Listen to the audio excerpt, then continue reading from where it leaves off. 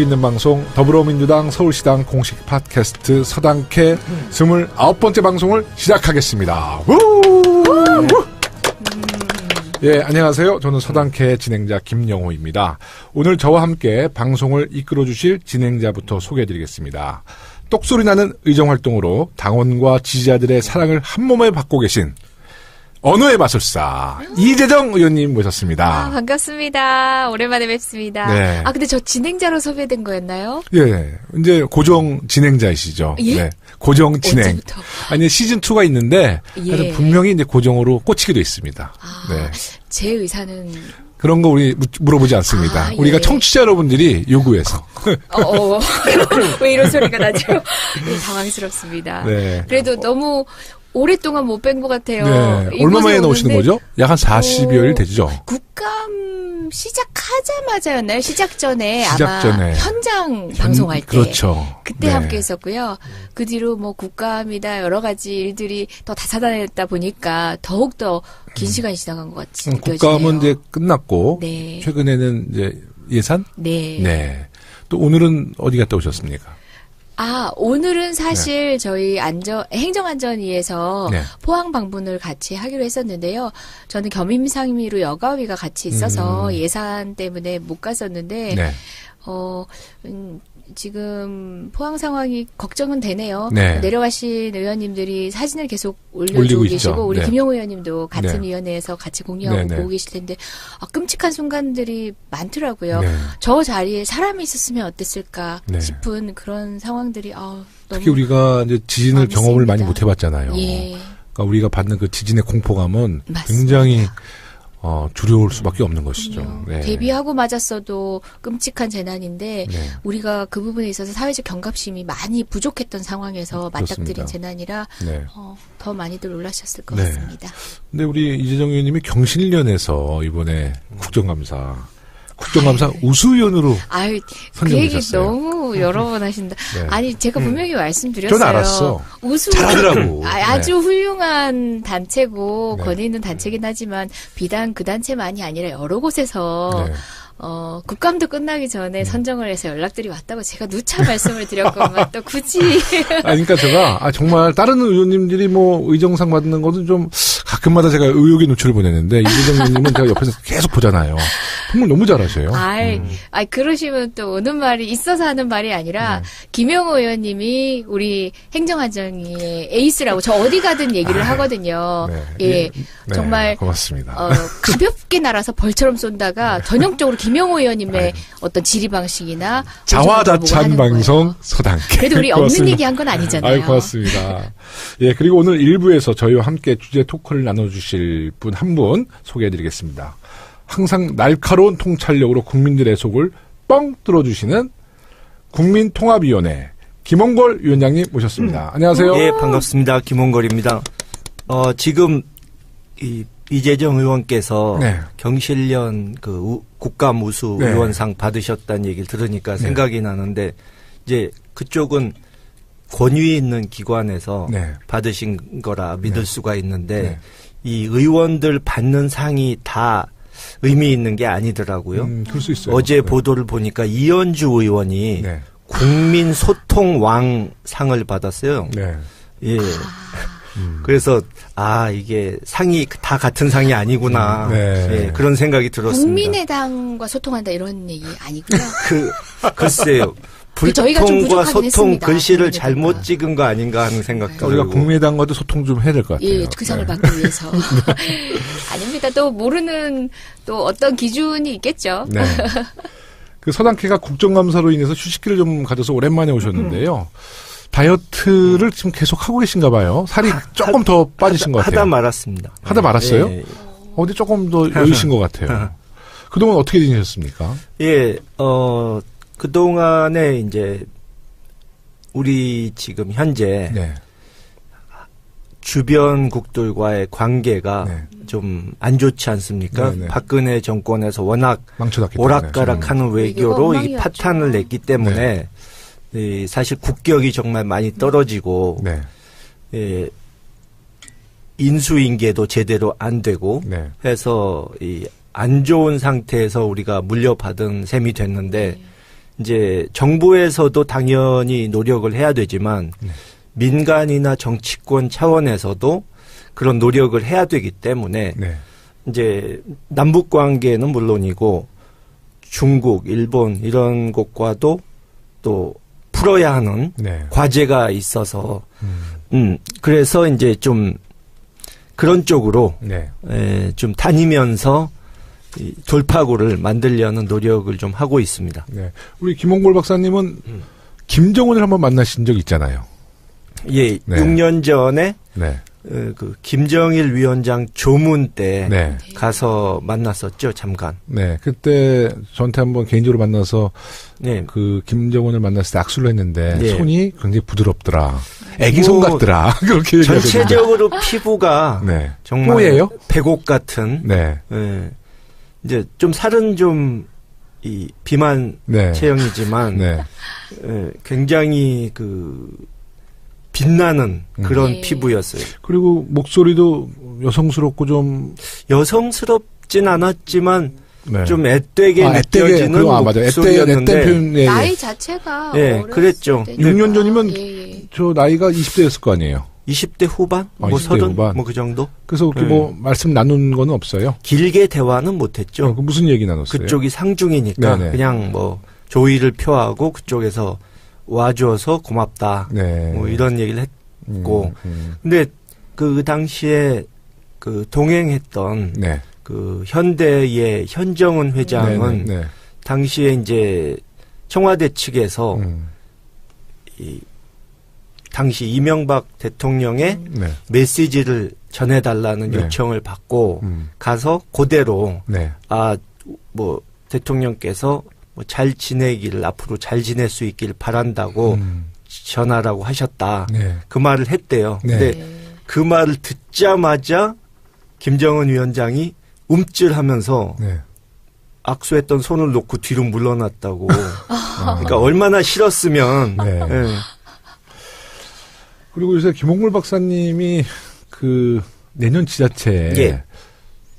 전남도지사 설이 좀 흘러나오고 있는데 지금 글쎄요, 본인의 생각은 그거는 뭐 어떻습니까? 좀 네. 호사가들이 만들어낸 얘기고 네. 아직 아무런 뭐 결정을 한 바가 없고요. 네. 좀 전에 말씀드린 대로 이 남북 관계라든가 이 외교 문제에 있어서 뭔가 제가 할 수 있는 작은 역할이라도 먼저 하는 것이 급선무이기 때문에 네. 그것에 일단은 전력을 기울이고 있고 네네. 뭐 아직은 좀 그 얘기하기가 좀 이른 것 같고요. 그 박지원 의원 아직은 이른 것 같다. 뭔가 ING 중이라는 얘기네. 오늘 뭐 하나 박지원 잡아냈네. 의원께서 네. 전남지사 출마 말씀을 하셔서 네. 또 그런 얘기가 나오는 것 같은데 저는 그분도 출마하실 가능성이 높지 않다. 네. 이렇게 봅니다. 그러니까 이 무모한 도전을 하실 분이 아니기 때문에 네. 저희는 뭐 제 생각에는 그 전남지사 선거에서도 뭐 우리 당이 승리할 거라고 네. 네, 믿고 있습니다. 믿습니다. 네.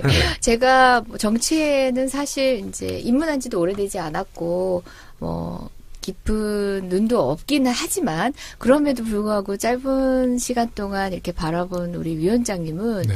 일단 대중적 소구력이 있으시죠. 네. 이건 막연히 그냥 정치인 2세, 유명 정치인 전직 대통령이 2세였기 때문에 받는 후광이 아니라는 게 현장에서 보면 느껴지거든요. 그럼요. 네. 그리고 뭐 여러 분야에 있어서 다식하신 거는 그리고 깊이도도 네. 굉장히 전문적인 영역에까지도 닿는다는 건 우리 모두 아는 바고 어쨌든 지금 하시고 계신 역할도 정말 훌륭하시지만 그 쓰임이 앞으로도 더 많아질 것 같다는 생각은 늘 하고 있었고 선거철만 다가오면 늘 소구되실 것 같아요. 소환되실 것 같아요. 아유 부끄럽습니다. 그리고 뭐 어렸을 때부터 책을 되게 많이 읽으셨어요. 예. 네. 네. 이재정 의원님은 이번에 이제 행안위 국정감사 때 네. 지난번에 저희가 워밍업 방송했어요. 네네. 예, 그때 국정감사 이야기를 좀 했는데 국정감사에서 많은 활약이 있었지만 가장 좀 어필하고 싶었던 부분 또 이번에 좀 성과가 있었다면 어떤 부분이 있었을까요? 저는 우리 방 식구들한테 네.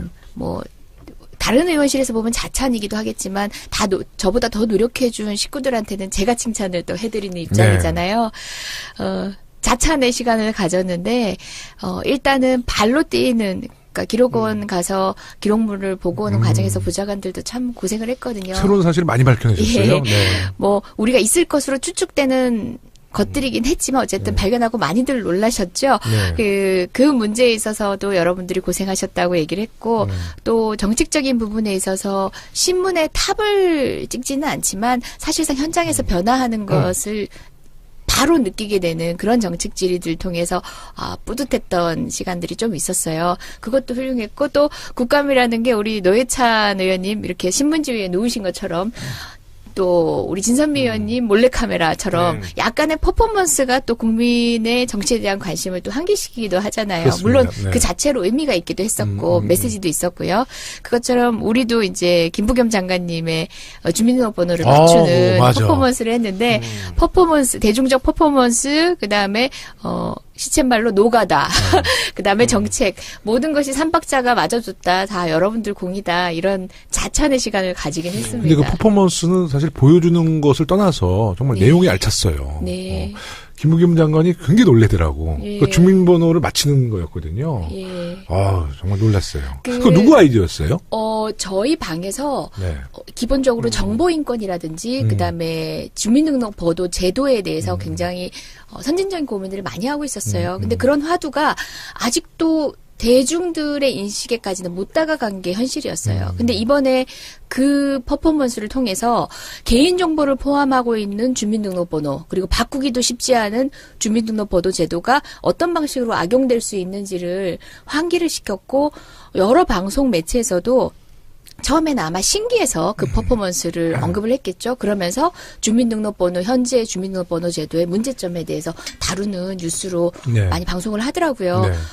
일면 조금 더 이제 국민들과 그 부분에 있어서 이야기를 나눌 수 있는 장으로 조금 더 다가간 게 아닌가 싶어서 네. 자족은 하고 있습니다. 다니다 보면 이재정 의원님을 모르는 분들은 조금 튄다고 그러잖아요. 이재정 의원님이 튄다는 얘기했는데 제가 국정감사 때 잘 관찰해 보니까 이제 사실 초선 의원들이 국정감사를 통해서 스타로 막 등급에 올라가잖아요. 근데 이재정 의원님이 두 가지에 굉장히 좀 중점을 두는 것이 우선 정책. 정책은 튀는 게 별로 없어요. 정책에 대해서 중점을 두고 또 한 가지는 국민의 인권에 대해서도 많이 노력하시지만 뭐 경찰 인권, 공무원 인권 이 문제는 빠짐없이 꼭 문제 지적을 하시더라고요. 저 굉장히 감동받았어. 나 팬이야. 알았어요, 내 팬인 거. 지금 무슨 의도를 가지신 거예요? 정말로. 고정으로 지금 밀어놓으려고 아니. 지금 제가 섭외 중이신 느껴왔던 건가요? 거고요. 그리고 그 기록물 찾는 거 말이죠. 네. 그게 보좌진들이 볼 수가 볼 수 없죠. 그래서 국회의원만 볼 수 있는데 법리적으로는 저는 그건 온당치 않다고 그렇습니다. 생각해요. 네. 어차피 비공개 문서는 저도 못 봤거든요. 외교, 안보, 그다음에 뭐 여러 가지 뭐 인신의 비밀, 네. 이제 개인의 비밀과 관련된 부분, 인사 뭐 이런 네. 것들은 다 볼 수 없었는데 그렇다면 국회의원이 볼 수 있는 자료는 국민도 볼 수 있는 거고 언론인도 볼 수 있어야 되는데 네. 워낙 지금 정치적 소용돌이 상황에서 뭐든지 조금 보수적 해석을 할 수밖에 없는 상황들이었던 것 같아요. 기록물법에 또 공백을 확인하게 됐고 그 상황에서 저만 보게 됐는데 의원만 본다는 것 자체가 굉장히 번거로운 일이기도 하지만 무엇보다 전 제일 힘들었던 건 흰 장갑을 끼고 봐야 한다는 거. 제가 15시간, 16시간씩 이제 앉아서 기록물을 보는데 흰 장갑을 하루 종일 끼고 있다는 게 이게 보통 번거로운 일이 아니라 전 반지도 못 끼는 사람인데 네. 그렇게 해서 어쨌든 간에 보존해야 될 소중한 기록물이다 보니까 그런 방식으로 명품을 다루듯이 이렇게 넘겨서 봤었고요. 네. 그 과정에서 눈으로는 확인했지만 적어오지 못해서 차마 국민 여러분께 공유하지 못했던 내용들도 많아요. 국가기관 이게 나라냐? 라고 우리가 얘기했던 것처럼 이게 국가기관이냐 이게 청와대냐 이렇게 싶은 정말 허접한 내용들에 대한 논의를 그런 우수한 브레인들이 뭐 우수한지 우수한지는 모르겠습니다만은 어쨌든 그 직에 있을 정도면 우수하다는 걸 전제로 해서 우수한 브레인들이 모여서 대통령 욕한 사람 찾아내기 이런 식인 거죠. 대통령 칭찬을 어떻게 할 것인지를 고민하는. 그래서 기록물을 그냥 거의 발품 팔듯이 가서 직접 뭐 15시간씩 했는데 제가 나오면서 이제 여쭤봤어요. 근데 저도 이제 기록물을 네. 보려고 그래서 막 얘기하다가 이재정 의원님한테 이거 저 자유한국당에서도 저 기록물 다 찾고 있겠네 그랬더니 걱정하지 마세요. 자유한국당은 워낙 권위적인 사람들이라서 다 보좌관만 시키는데 절대 국회의원들이 15시간 동안 기록물 개인적으로 찾지 않습니다. 걱정 안 해도 됩니다. 근데 사실 자유한국당 야당들이 기록물을 찾아봤다는 이야기는 아직 못 들어봤어요. 예, 아니 제가 의원님들께 직접 말씀드렸어요. 이 같은 방식으로 같이 다녀오시라.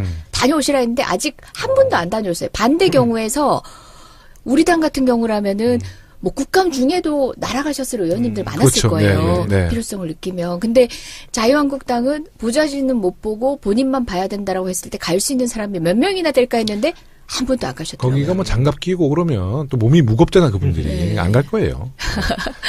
참, 예, 아이러니한 여러 가지 상황들을 많이 목격하는 국감이었습니다. 네. 우리 김홍걸 위원장님은 이번 국정감사 어떻게 평가하세요? 뭐 저야 직접 참여하는 입장이 아니고 멀리서 지켜보는 거지만 네.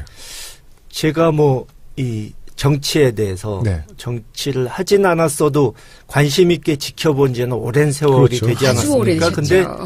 이런 국감은 생전 처음 보는 것 같아요. 네. 그러니까 원래는 여당은 막아주기에 방패. 급급하고 야당이 막 공격하면서 야당에서 국감 스타가 나와야 되는데 오히려 여당에서 국감 스타 뭐 이재정 의원 같은 분이 나오고 이게 또 정권이 바뀐 지가 몇 달 안 되고 이 이전 정권에서 저질러 놓은 일이 너무 많다 보니까 우리 쪽은 까도 계속 나온 양파 같은 네. 그런 적폐를 다 이 드러내는 기회를 가질 수가 있었는데 오히려 저쪽에서 야당 측에서는 왜 뭐 정치 보복하느냐 지나간 일을 왜 들추느냐 이러면서 이 억지 논리로 막는 데만 급급하고 네. 뭐 사실 그쪽 의원 중에 그렇게 칭찬받은 사람이 몇 없지 않습니까? 예. 몇이 아니라 들어본 바가 없는데요. 욕만 많이 먹었죠. 억지 예. 논리를 네. 들이대다가. 아니 그분들 그래도 이제 야당으로서 네. 할 그럴싸한 것들은 다 네. 하셨어요. 보이콧도 하셨고요. 예, 예. 그리고 상임위장에서 그 노트북에 예, 노트북에 그 네. 이제 이거 뭐라고 하나 뭐, 팻말도 네, 붙이시고요. 팻말도 붙이고. 뭐 여러 가지로 할 거 다 하셨어요. 이제 남은 거는 단식 또는 삭발밖에 안 남았는데 아, 절대 그건 안 아, 하죠. 거기다 문재인 대통령 시정연설 할 때는 상복 입고 왔다가 트럼프 대통령 왔을 때는 무슨 자기의 뭐 10년 친구지기 같아. 막 서로 뭐 네. 하이 그러고 굿바이 그러는 거 보면. 그런 권위주의적인 이제 자유한국당이라고 생각했는데 그렇지 않구나. 젊구나. 트럼프 대통령이 오시면 젊구나. 이 아니, 생각을 했습니다. 그러니까 어느 나라 국회의원인지 모르겠어요. 우리 대통령이 시정연설 했을 때는 박수도 안 치고 앉아있고 그렇죠. 또 상복을 입고 있었잖아요. 상복을. 뿐만 아니죠. 플랜카드 기억하시죠? 네. 국회에 처음 있는 일입니다. 예. 어떠셨어요? 뭐 별로 놀랍지는 않아요. 워낙 그런 사람들이기 때문에. 근데 제가 그것을 현지에서 네. 사진을 찍어서 SNS 이제 공개를 했는데 네. 자세히 보면 플랜카드로 자기들이 다 숨어 있어요. 얼굴 안 들어. 고개를 다 숙이고 있어. 예? 혹시 노출될까봐 자기 얼굴이. 그러니까 자기들도 이제 정말 민망한 거죠. 예? 그 사실 제가 자유한국당 의원 입장이라면 그 뭐 생계 때문에 어쩔 수 없이 월급 안 받으면 밥을 굶어야 하는 입장이 아니라면 제가 그 자리에 있다면 벌써 의원직 관뒀습니다. 네.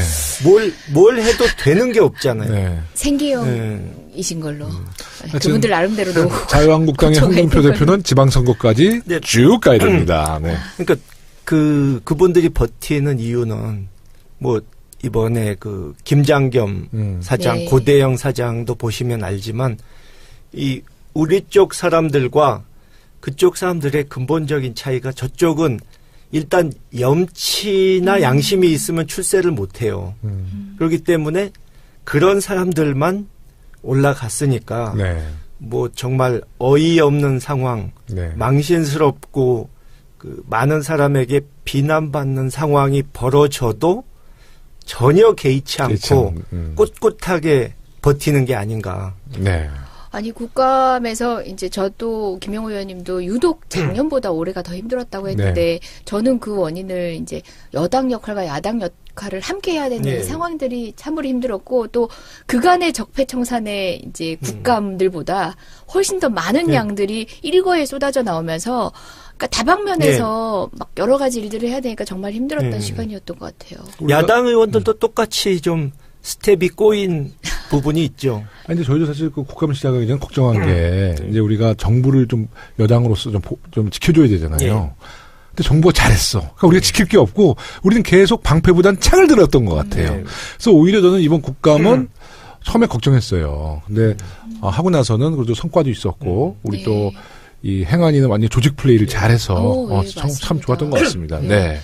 누구 하나 자기 튀기 위해서 막 네. 비교를 부리는 분들이 없고 정말 우리 김영호 의원님을 비롯한 저를 고맙습니다. 포함한 훌륭한 의원들이 있는 곳이 네. 바로 안전행정위원회입니다. 맞습니다.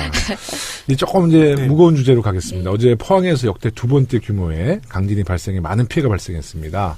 작년 경주 지진에 이어서 국민들의 지진에 대한 불안감이 더 커지고 있는데요. 피해가 예상보다 큰 것 같아요. 아마 발생한 규모가 5.4 정도 되죠? 네. 이재정 의원님, 우리 행안위 의원으로서 정말 이 지난해도 우리 그 경주 지진 때 많은 것을 좀 질타하고 또 이 문제 제기를 했는데 그렇죠. 이번에는 그래도 굉장히 신속하게 문자도 예. 네, 국민들에게 빨리 전달됐죠. 작년에 저희가 네. 현안 보고를 받는 과정에 지진 직후 현안 보고를 받는 과정에서 문자 전송 시기가 너무 늦었다는 지적들이 많았었어요. 네. 그 이후에 이제 시스템적인 보완이 있어서 작년에는 이제 기상청에서 바로 보낼 수 없는 구조였거든요. 올해는 기상청에서 자동적으로 기계가 인식하면 보내는 상황이다 보니까 지진이 발생한 직후에 4초 후에 긴급 문자가 발송됩니다. 그렇다 보니까 저희 서울 같은 경우는 문자가 먼저 오게 되는 경우도 있었던 거죠. 네. 문자를 보고 어쨌든 간에 그 상황에 대해서 알게 된다는 것 자체가 어떤 안심이 되기도 하고 네. 향후 상황에 대해서 대처할 수 있는 어쨌든 판단 기준이 되기 때문에 그 부분만큼은 정부를 칭찬해 주고 싶었습니다. 확실히 달라졌어요. 예, 네. 그런 부분은 달라졌어요. 다만 저는 이제 지진에 있어서 우리나라가 안전하지 않다는 얘기를 이제 작년부터는 하기 시작했잖아요. 하기 시작했죠. 특히 뭐 활성단층, 양산단층이 활성단층이다라는 얘기는 몇십 년 동안 부인해 오던 거 아닙니까? 그렇습니다. 예, 그곳에다가 원전을 굉장히 많이 지어가면서 네. 끝까지 부인해 왔던 거고 심지어 원자력 이제 마피아 세력들에 의해서 연구들이 개발되다 보니까 대부분 활성단층이 아니다라는 식으로의 논문들만 나오기 시작합니다. 그렇습니다. 우리나라에서는. 네. 근데 일본에서는 네. 어때요? 활성단층이라고 얘기를 네. 하잖아요. 제가 한번 조사를 해봤더니 조사가 아니라 이렇게 간단한 리서치를 해봤더니 네. 우리는 이미 연구 기록들이 다 있었더라고요. 네. 조선시대 그리고 또 우리 그 역사가 있은 이래로 기록된 네. 리히터 규모 6.4 이상으로 추정되는 지진이 29번이나 있어요. 서울에서도 6.4 이상 지진이 발생한 적이 여러 번 있을 정도입니다. 네. 그러니까 이번보다 훨씬 더 큰 규모죠. 그 한반도에서 높은 지진 활동이 일어난 시기가 조선시대 서울 쪽에서는 좀 몰려 있었고요. 네. 뭐 거의 뭐 1400년대 2번, 뭐 1500년대 3번, 뭐 1700년대 2번, 뭐 등등 그 규모가 큰 6.4 이상의 큰 야, 지진이 이렇게 6.4는 뭐. 빈번했었어요. 그리고 동남쪽 특히 지금 우리가 많은 우려를 가지고 뭐 있는 울산, 원전지대 포항, 그렇죠. 네, 이번에 네. 포항을 포함해서 경주 부근에서도 리히터 규모 6.4 이상 대규모 지진이 발생한 해가 거의 다섯 번 정도 있었고요.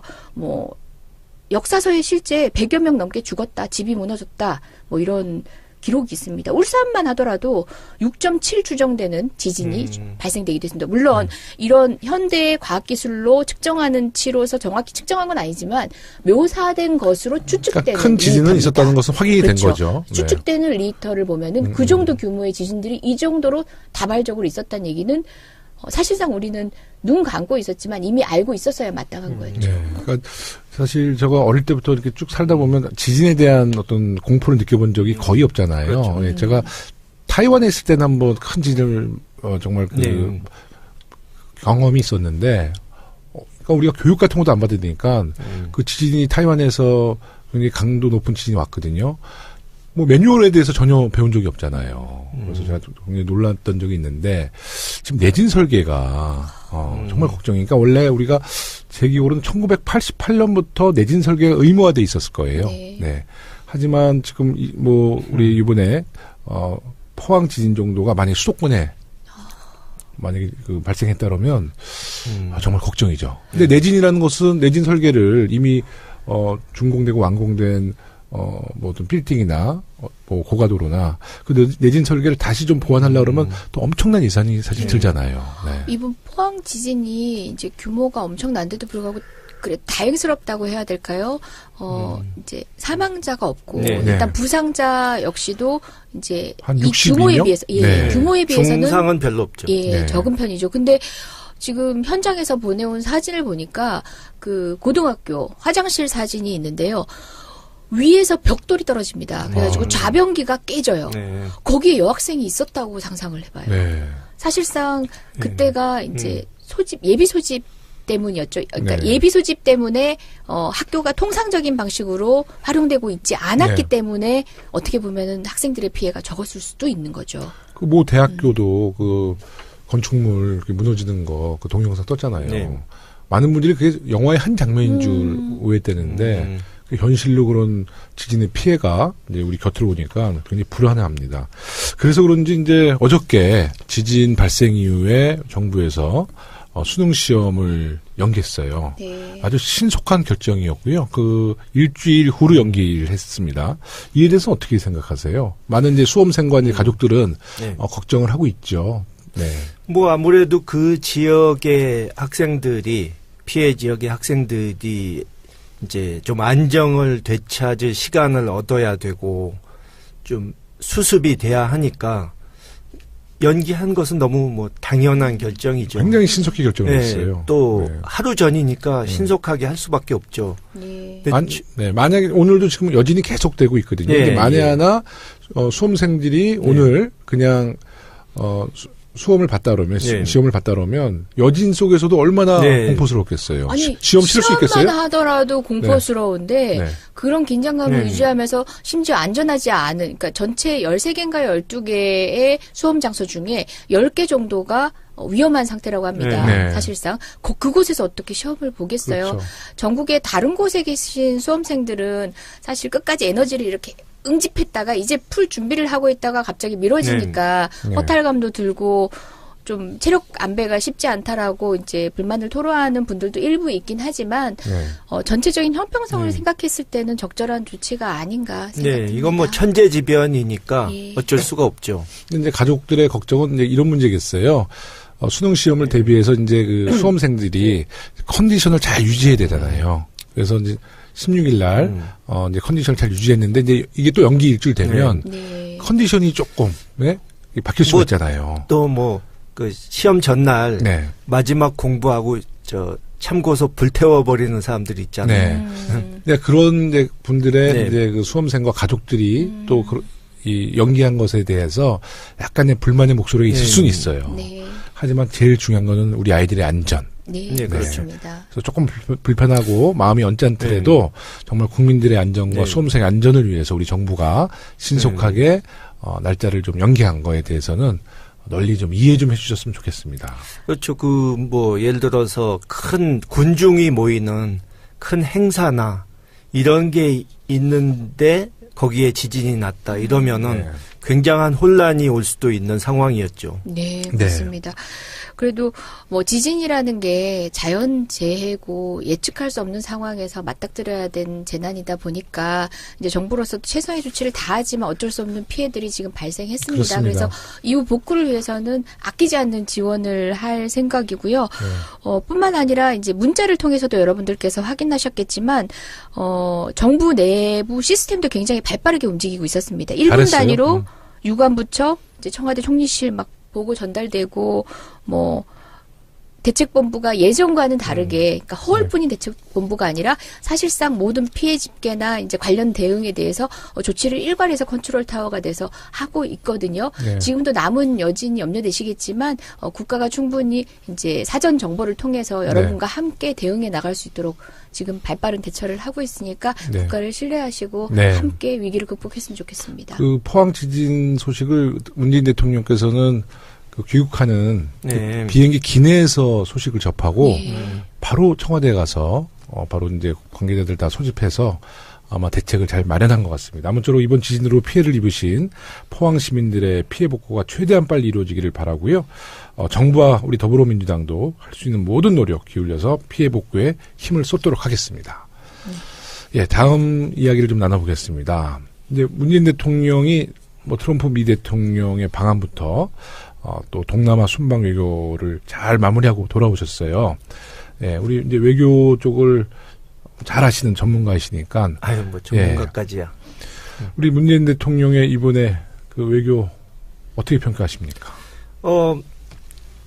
이제 그 사드 문제에 대해서 네. 중국과 어느 정도 좀 봉합을 한 부분부터 시작해서 네. 트럼프 방문, 네. 또 에이펙. 네. 그래서 일단 그 아까 말씀드린 대로 그 외교 파탄이 났던 그 상황에서 네. 지금 서서히 그 새 정부의 네.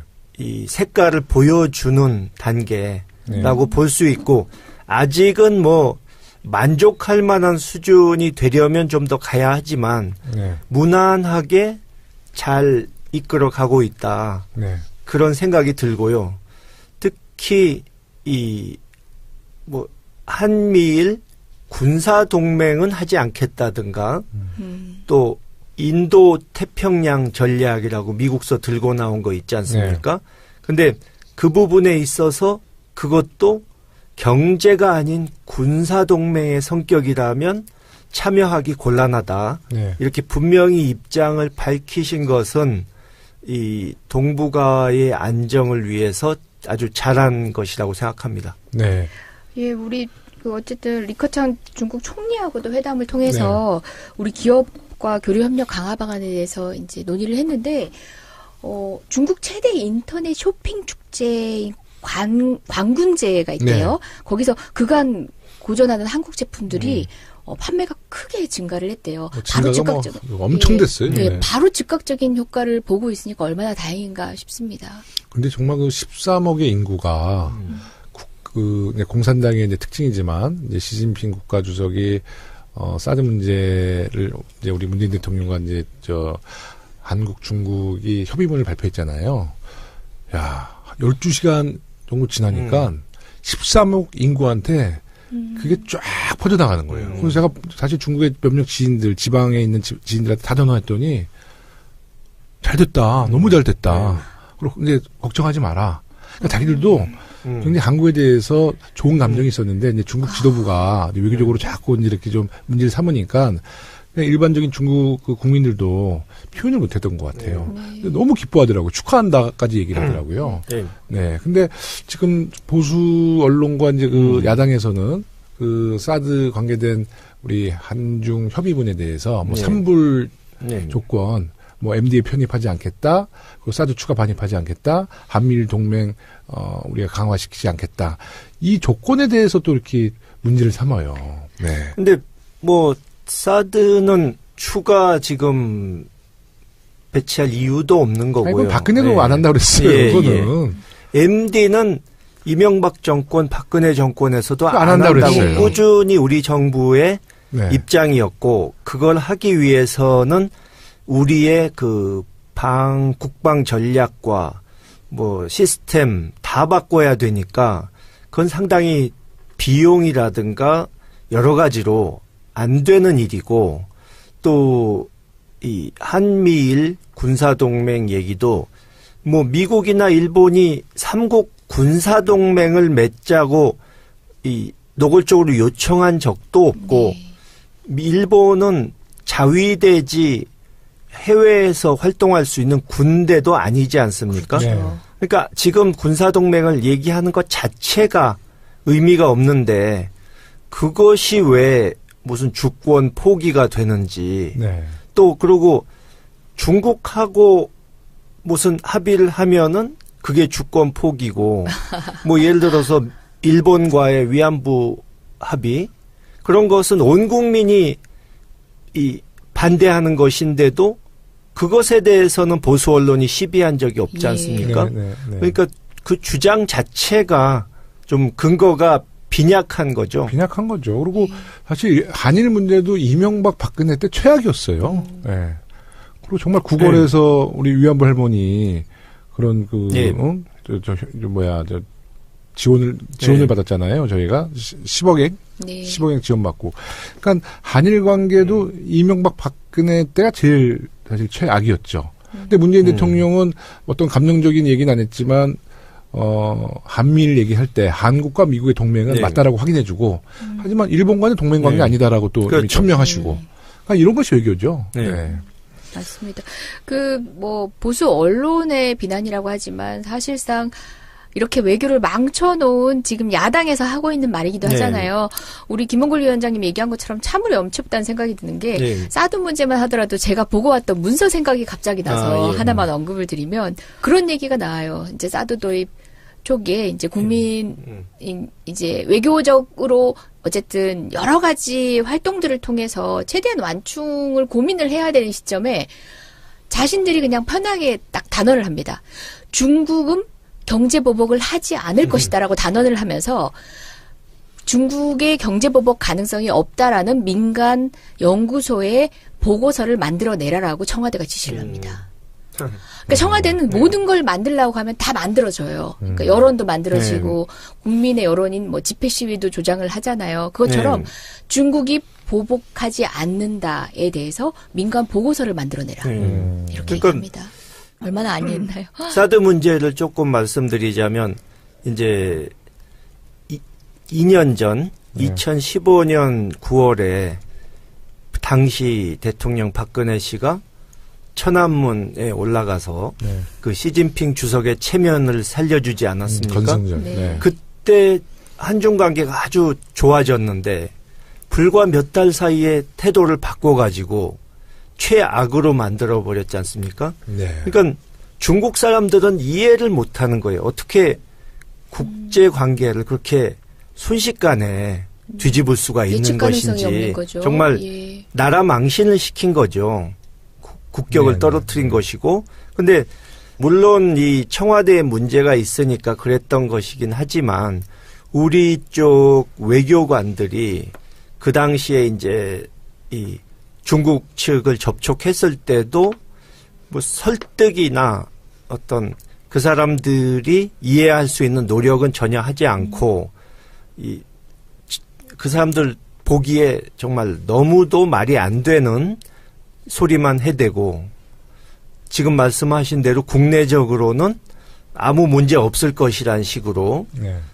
그렇게 하다 보니까 이번에도 사실 제가 파악한 것은 중국 측에서 한국 외교부와는 별로 상대하고 싶지가 않다.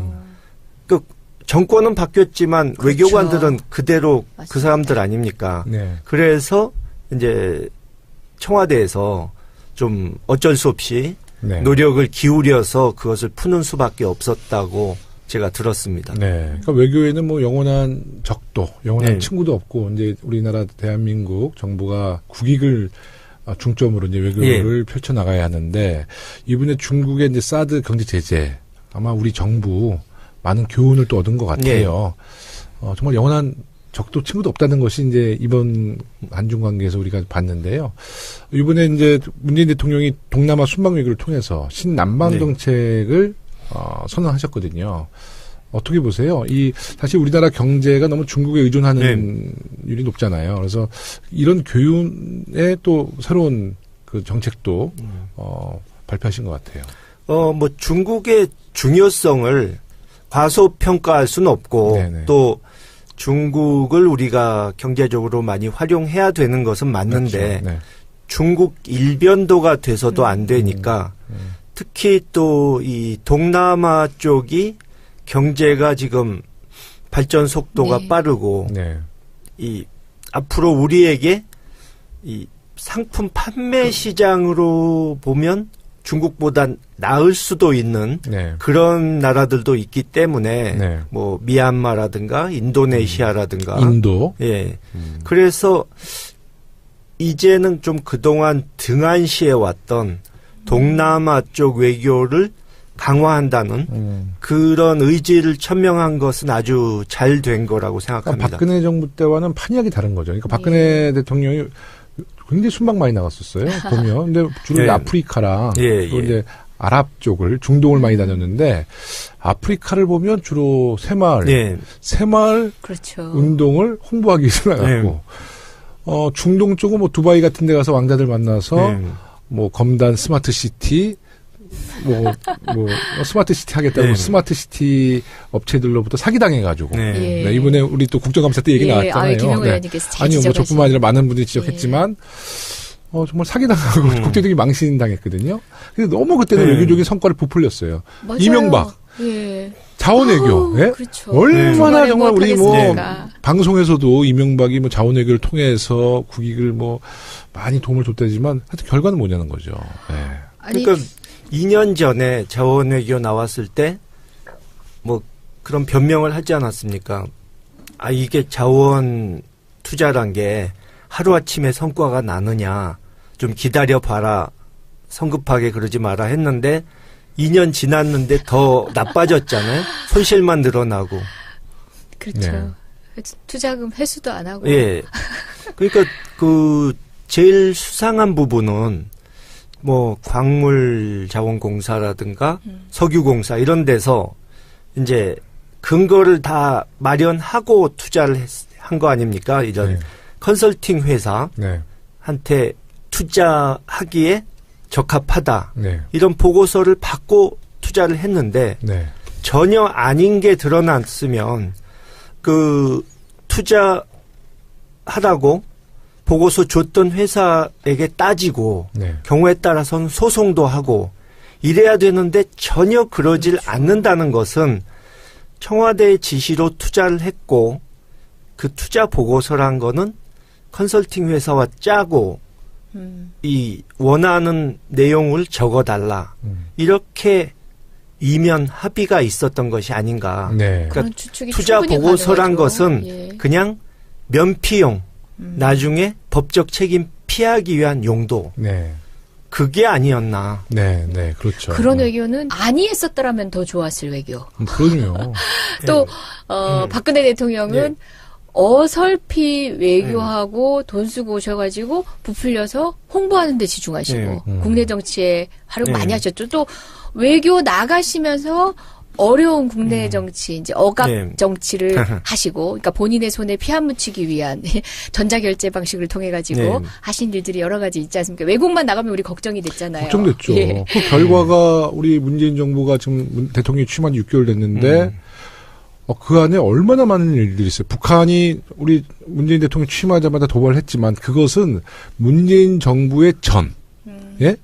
그 박근혜 정부의 그 무능한 외교와 안보관 때문에 북한이 계속 지속적으로 핵을 개발했던 거고, 보세요. 지금 문재인 정부 취임하고 나서 대통령께서 4대 강국의 특사 다 파견했죠. 그리고 여러 또 우리 더불어민주당 국회의원들 또 중국, 미국 다 파견 나가서 의원 외교 충실해놨잖아요. 지금 6개월밖에 안 됐어요. 최근에 김정은 도발이 줄어들고 있습니다. 네. 지금 그 얘기 하시니까 네네. 작년에 사드 문제로 우리 김 의원이 중국 갔을 때 보수 언론에서 얼마나 글쎄 말이에요. 나라 팔아먹으러 갔다. 매국노라도 된 것처럼 오적 이렇게 했죠. 육적이었죠. 근데 홍준표 대표는 가서 국어를 하질 않나 전술핵을. 그러고 심지어 자기 말에 의하면 이 핵 무장을 하려고 그러는데 미국이 안 도와주면 국제사회가 미국이 제재를 하더라도 그걸 무릅쓰고 핵 개발하겠다. 그거 김정은이잖아, 그러면. 김정은이랑 똑같은 사람이네. 한미동맹 깨겠다. 이 얘기를 어떻게 스스로 없이 하십니까? 반미 투사로 변신해가지고 그건 도저히 그러니까 보고 있는 저희가 정말 민망할 정도로. 그래서 문재인 정부의 이제 외교의 성과가 천천히 나오는 것 같아요. 국익을 최우선으로 하고 외교 안보 위기를 잘 조율하고 극복해가고 있는 우리 문재인 대통령의 외교에 방송에서 박수 한번 보내드릴까요? 잘하십니다. 잘한다. 아니 저는 무엇보다 문화적으로도 굉장히 가깝고 지리적으로 가까운 우리 동남아에 주목하기 시작했다는 점은 이거는 경제적 성과에 대한 어떤 기대뿐만 아니라 사실상 우리 외교가 본격적으로 궤도에 오르려면 우리는 패권 국가는 될 수 없는 구조잖아요. 그럼요. 토지도 그렇고 그러니까 땅덩어리도 그렇고 기본적으로 가지고 있는 우리의 자원들이 그런데 동남아에서 우리는 우위로 가져갈 수 있는 우리는 그 세계대전을 거치는 가운데에서 피해자였거든요. 동질감을 가질 수 있는 사실상 일본에 대한 적대감과 다르게 우리나라는 동남아의 여러 가지 정치적 상황들 견인해가면서 함께 어우러지는 어떤 큰형, 맏형의 역할을 충분히 할 수 있는 나라거든요. 네. 저는 그런 식의 다변화된 외교가 우리 문재인 정부가 가장 먼저 주목했다는 게 정말 기대가 됩니다. 아, 외교를 잘하세요? 예. 네. 뭐 좀 우리 국민들도 이제 좀 인식이 바뀌어야 될 것 같다. 그러니까 지금까지는 동북아와 이 미국만 예. 바라보고 있었는데 이제 동남아도 우리의 중요한 파트너가 될 수 있다. 그거를 좀 염두에 둬야 하지 않을까. 네. 예. 대통령 취임 이후에 아마 미국도 대한민국을 바라보는 시선이 바뀐 것 같고요. 그러니까 이제 민주주의가 성숙한 나라다. 또 중국도 대한민국이 간단치 않은 것을 알았을 겁니다. 예. 네. 그러니까 이번에 이제 성과가 있어서 정말 다행이고요. 이번에 조금 국내 정치 이야기 좀 한번 해보겠습니다. 우리 안철수, 유승민 두 사람이 어제 회동을 가졌어요. 왜 회동을 가졌냐? 둘 다 좀 가슴이 좀 찢어지고 있거든. 네. 좀 동병상련을 겪고 있기 때문에 중도 보수 통합이라는 가치로 지금 만나고 있는 것 같아요. 어떻게 보세요? 그 이념적으로나 뭐 노선으로 통합이 가능할까요? 글쎄요. 뭐 양쪽 당 의원들을 상대로 설문조사를 해보면 별로 긍정적인 답변이 안 나오더라고요. 네. 그리고 두 분 다 솔직히 정치력이 과거에 이 당을 이끌어가던 그런 분들에 비해서 정치력이 떨어지기 때문에 이런 이질적인 세력의 합당이라는 어려운 과제를 과연 해낼 수 있을지 좀 의심스럽죠. 정치력이 떨어지기 때문에 대화가 되겠다. 유일한 공통점. 뭐 안철수 대표에 대해서는 하도 많이 얘기해서 네. 그 무슨 부분이 부족한지 더 얘기 안 해도 될 것 같은데 네. 유승민 의원도 안철수 대표보단 좀 나은데 네. 보니까 이분이 머리도 좋고 공부를 많이 한 분인데 네. 이 한국의 소위 보수라고 하는 사람들의 이 본성을 잘 파악을 못하는 것 같아요. 무슨 소리냐 하면 이분 말씀하시는 거 들어보면 뭐 개혁 보수, 합리적인 보수를 살리기 위해서 뭐 이 노력하다가 광야에서 죽어도 좋다는 식으로 안철수 대표랑 좀 네. 비슷한데. 그리고 뭐 이런 말도 했다고 그러던데 그 보수에 정 안 되면 보수의 정의당이 될 생각까지 해야 된다. 모순이 있네. 예. 아니 근데 다 좋은데 문제는 소위 한국에서 보수라고 하는 사람들은 그런 얘기 들으면은 끔찍한 소리라고 생각하고 다 도망가거든요. 불안해하죠. 그러니까 예. 편하게 정말 돈과 권력만을 쫓고 뭐 원칙이나 소신이나 이런 거는 아예 관심도 없고 양지에만 있으려고 그러는 절대 차가운 곳, 춥고 배고픈 곳에는 절대 가지 않으려고 하는 그런 사람들한테 그런 얘기를 하면은 다 도망가죠. 네. 본인을 선택할 가능성이 있는 시장의 소비자들한테 어필할 수 없는 상품을 내놓은 거죠. 그렇죠. 예. 그리고 저는 이제 지금 자유한국당으로 가신 예전에 바른정당에 있던 어떤 분이 하도 유승민 대표에 대해서 이렇게 반감을 가지고 계시길래 네. 대체 왜 이렇게 감정적인 부분을 얘기 많이 하시냐, 가치가 안 맞는 건 아니지 않느냐 물었더니 그분이 제가 간단하게 설명해 드릴까요? 바른정당의 안철수라고 생각하시면 됩니다. 이렇게 얘기를 하시는 거예요. 근데 뭐 저도 안철수 대표도 잘 모르긴 하지만 일면 네. 이제 한꺼번에 이해가 되는 측면이 있더라고요. 네. 잘 정리해 주셨어요. 언어의 네. 맛을 싹. 뭐 정도의 차이는 있지만 좀 리더십이 부족하고 소통할 줄 모르는 것 같아요. 그리고. 그런 정치력이 부족하다는 면에서는 비슷하죠. 네. 그리고 두 집단이 어떤 이제 가치적으로도 합의를 할 수 있는 무엇인가가 있는가. 네. 오로지 그냥 중간 영역이 있기 때문에 합당한다는 것만으로 안 되잖아요. 근데 우리가 국민의당만 하더라도 사실 국민의당의 정치적 입장을 이제 특히 안철수 대표를 중심으로 해서는 잘 모르겠어요. 네. 본인은 이제 보수 쪽에 더 방점을 찍어가면서 최근에 어떤 의견들을 피력은 하고 있지만 캐스팅 보트 자체의 어떤 정치 놀이에 더 주목하고 있는 것 같고 그 가운데서 가치를 실현하는 가운데 캐스팅 보트를 양념으로 쓰는 게 아니라 그냥 중간에서의 캐스팅 보트로서의 정치력만 계속 의존하고 있는 것 같아서 지금 국민의당의 안철수 대표와 관련된 세력들의 정치적 이념은 전 잘 모르겠어요. 잘 모르죠. 근데 분명히 유승민 대표의 정치적인 어떤 입장, 그러니까 이념적인, 철학적인, 가치 이념적인 입장도 사실은 잘 모르겠어요. 그 둘 사이에서 결합이 이루어진다? 서로가 서로를 모른 채.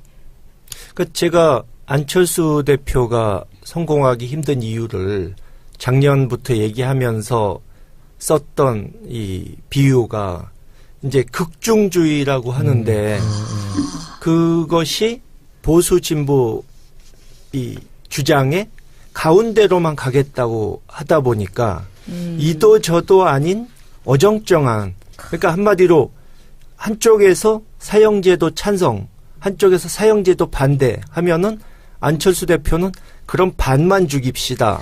뭐 이런 식의 주장이니까 누구에게도 이 확실하게 어필할 수가 없는 거예요. 네. 예. 네. 네. 그걸 안철수 대표만 하고 있는 게 아니에요. 그러니까 일사불란하긴 한 것 같아요. 그 당의 이제 의원님들 이제 들이 주로 상임에서 가장 많이 쓰는 단어들이 어떤 사태가 벌어지면 그러니까 국민들도 정치 업무를 하지 않게 하려면은 어떤 게 잘 됐고 어떤 게 안 됐다라는 편을 확실히 들어야 되잖아요. 네. 왜 맨날 싸웁니까? 이런 얘기를 국민의당 의원님들이 하실 때는 전 제일 갑갑하거든요. 네. 왜 싸우는지를 국민 보고 들여다 봐달라고 그렇게 늘 요구하고 있는데 이게 또 국민 안 바라보고 있는 것 같아요. 원 안에 있는 원내에 있는 의원들조차도 왜 싸웁니까라고 해서 국민들이 정치에 눈 돌리게끔 등 돌리게끔 만드는 프레임으로 계속 말씀하시는 건 제일 안타까웠어요. 그러니까 최근에 홍종화 후보자 인사청문회 국민의당이 채택에 불참을 했어요. 예. 이게 국민의 정서와는 정말 거리가 있는 거고 또 최근에 안철수 대표가 탈호남을 통해서 자신의 정치적인 목표를 이루려는 거 아니냐 또 그런 분석도 나오고 있고요. 또 국민의당이 21일 날 통합에 대한 끝장 토론을 하기로 했는데 그날 안철수 대표가 끝장날 것이다. 또 이런 얘기도 나와요. 네, 말씀하시죠. 홍종학 후보자 인사청문 보고서 채택 불발과 관련해서는 국민의당은 이제 말은 이렇게 했어요. 그 부적격으로 채택은 하겠다. 그러나 다만 이제 국민의당이 늘 마지막에 자주 취하는 태도가 뭐냐면 그러나 이제 3당이 같이 있는 모습이 좋으니까 자유한국당을 이제 민주당에서 설득을 해오라. 그럼 우리도 동참하겠다. 라고 해서 같이 설득하기 위해서 이제 한 편이 돼주는 그런 정치적 태도는 안 보이더라고요. 그래서 불발이 된 거라서 일단 불채택한다고 얘기하진 않았다는 제가 볼 때는 거죠. 국민의당의 많은 의원들이 우리 더불어민주당에 다시 복귀하고 싶어 하시는 분들이 많잖아요. 많은데 우리 당 분위기는 지금 잘 되고 있으니까 아주 잘 되고 있으니까 좀 그런 그 통합에 대한 분위기가 아직은 저희가 이렇게 무르익지 않았어요. 그러면 국민의당은 지금 지지율이 한 5% 전후인데 떨어질 때까지 더 이상 기대할 게 없잖아요. 그러면 이제 모든 앞으로의 국회 일정을 표결이나 또 어떤 법안에서도 계속 더불어민주당이 과반을 확보 못했다는 것에 계속 아마 방점을 둘 거예요. 그래서 표결에서도 반대하고 불참하고 그래서 국민 여론이 우리 여당이 그래도 과반은 돼야 되기 때문에 국민의당과 통합해야 된다. 이런 여론 조정을 위해서 저는 계속 앞으로 국민의당은 더불어민주당에 대해서는 굉장히 좀 괴로운 일을 자꾸 만들어낼 것이다. 네, 우리를 자꾸 괴롭힐 것이다. 이런 생각이 좀 듭니다. 저희 당내에서도 벌써 이제 통합의 이야기를 하시는 분들도 이제 계시기도 하고, 그게 저는 아직 사실 잘 모르겠어요. 우리가 현실적인 벽을 넘으려면 필요한 일이기도 하고 한데, 김원걸 위원장님은 어떻게 생각하세요? 물론 한편으로는 이제 우리가 의석이 부족하니까 어떤 개혁 입법 같은 것이 순조롭게 되질 않아서 답답한 면이 있긴 있는데 과연 이제 당대당 통합이 가능한 것인지 또 필요한 것인지 그 점은 좀 의문이 많이 들고요. 또 그 국민의당 자체가 다들 생각이 서로 달라가지고 어떤 방향으로 결정이 나던 그것을 일사불란하게 의원들이 따를 것인가, 행동 통일이 될 것인가, 이것도 의심스럽죠. 그러니까 오늘 뭐 박지원 의원께서 뭐 안철수 대표와 결별할 수도 있을 것처럼 네. 얘기를 하시면서 뭐 결별하면 최소한 20명은 모여서 교섭단체를 만들어야 되지 않겠나. 그런데 과연 20명이 뜻을 모을 수 있을지도 참 의심스럽습니다. 네. 근데 참 거기서 재미있는 걸 하나 발견했는데 그분이 그러시더라고요. 이 바른정당과 통합해서 성공할 수 있다고 믿는다면 정치적 전응하다.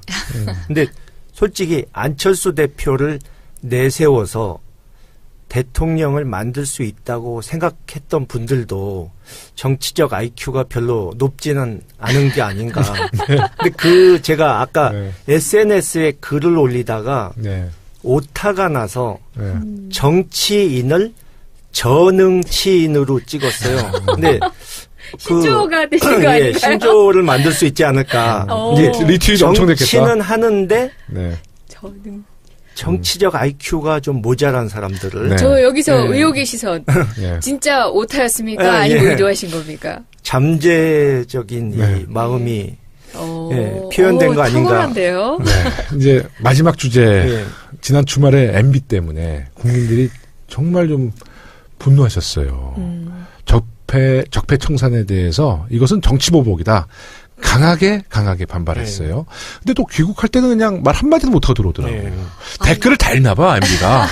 외국 나가서 아니, 댓글 받겠지. 아니 이거 네. 골목 성명 우리 봤잖아요. 네, 예. 우리 골목 성명에 이은 공항 성명 구차해 보이잖아요. 물론 저분이 저기서 저 반성합니다. 뭐 과오를 반성하고 뭐 제 잘못이며 이런 말 하실 분 아닌 건 알고 있었고 저 말밖에 못 하실 분인 건 알고 있었지만 저는 그 얘기를 가지고 또 코멘트를 하고 그 얘기에 의미를 싣는 것 자체가 네. 저는 에너지 낭비라는 생각이 네. 들었어요.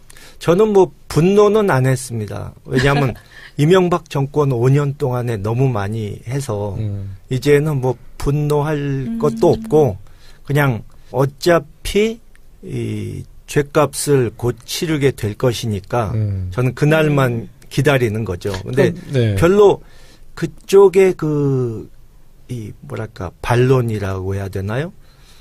또 자기 변명 네. 이런 게 별로 예상에서 벗어나는 것이 없었고 네. 좀 구차한 얘기 또 전혀 자신의 입장에서 할 만한 얘기가 아닌 것들 네. 네. 자기 잘못을 마치 남 얘기하듯이 그런 걸 보고 역시 변한 게 없구나 그런 생각이 들었죠. 그래서 이명박 전 대통령이 아마 크리스마스 때 전후에서 검찰의 예. 포토라인에 예. 화려하게 등장한 할 것이라는 예. 이제 많은 예측들을 해요. 뭐 캐롤송과 함께. 즐거운 성탄을 기대하시는 분들이 예, 많더라고요. 네. 아니 최근에 이제 토론회나 이제 방송 같은 걸 하면 제일 먼저 이제 이명박 대통령이 이런 발언에 대해서 어떻게 생각하십니까? 이렇게 예. 물어요. 그럼 제가 그랬어요. 그분이 그럼 반성한다 그러시겠냐고. 그렇죠. 그렇게 끝까지 부인하시다가 가시는 거라고 그곳으로. 그게 이때까지 봤던 근데 모든 독재자들의 말로였다고 근데 그렇게 말씀드리죠. 그 박근혜 씨와는 다른 점이 박근혜 씨는 지금 감옥에 갇혀서 네. 장기간 이 감옥 생활을 해야 될지 모르는 그런 상황에서도 아직 이 현실을 파악을 못하고 있는 것 같은데 네. 이 이명박 씨 경우는 그런 그 정도로 현실과 동떨어진 생각을 하는 것 같지는 않고요. 굉장히 현실주의자예요. 네. 아마 걱정을 많이 하고 있을 표정이 겁니다. 좀 쫄았긴 쫄았어요. 예, 네, 자세히 보면. 저는 바른정당에서 대거 자유한국당으로 이제 가신, 이제 몇 차례에 네. 걸쳐서 가신 분들이 소위 얘기하는 친이계 분들이 많잖아요. 그러니까, MB에 대한 공격이 시작되면서부터 이제는 구태했던 탄핵되었던 그 정치 네. 세력하고도 우리가 협력해야 된다라는 네. 이런 다급함이 생긴 것 같아요. 말씀드렸는데 MB 쪽 사람들, 예. MB 쪽 사람들이 박근혜랑 MB랑 비교하면 MB에 대해서 굉장히 자신감이 있어 하더라고. 박근혜보다 낫다고 보는데 저는 도친 개찐이잖아요. 그럼요. 근데 예. 요새 MB 쪽 사람들이 굉장히 싸나워지고 있어요. 예, 네. 그러니까 굉장히 저항하고 있다는 생각이 들어요. 예, 그래서 자유한국당으로 사실상 백기투항했잖아요. 뭐가 달라졌습니까? 박근혜 출당한다고 해서 본질적으로 달라졌습니까? 아니지 않나요? 명분이 그럼요. 필요했던 거고 그렇죠. 본인은 돌아가서 협공을 하고 싶었던 거죠. 저는 지금 생각보다 그냥 웃으면서 넘길 수 없을 정도로 여의도 정치 안에서는 정치 보복이라는 얘기를 거의 뭐 앵무새처럼 반복하고 네. 있거든요. 네, 네, 네. 근데 막 드러나는 모든 것들이 범죄의 증거예요. 모든 범죄잖아요. 범죄의 증거를 덮을 수 있는 우리나라에 그런 권력을 가진 사람이 누가 있어요? 저는 이거 우리 문재인 대통령이 범죄 증거가 드러났지만 우리 덮읍시다 할 권리 없어요. 우리는 타협할 수가 없는 거예요. 네. 타협하지 않는 게 아니라.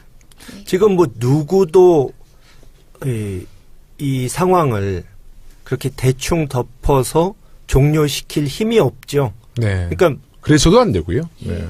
지금 왜 권한을 가진 사람이 없죠. 과거를 자꾸 캐냐 그러는데 자기들이 범죄를 저질러서 증거를 남겨놓은 다음에 왜 캐냐고 하면 할 말이 없지 않습니까? 이건 완전히 네.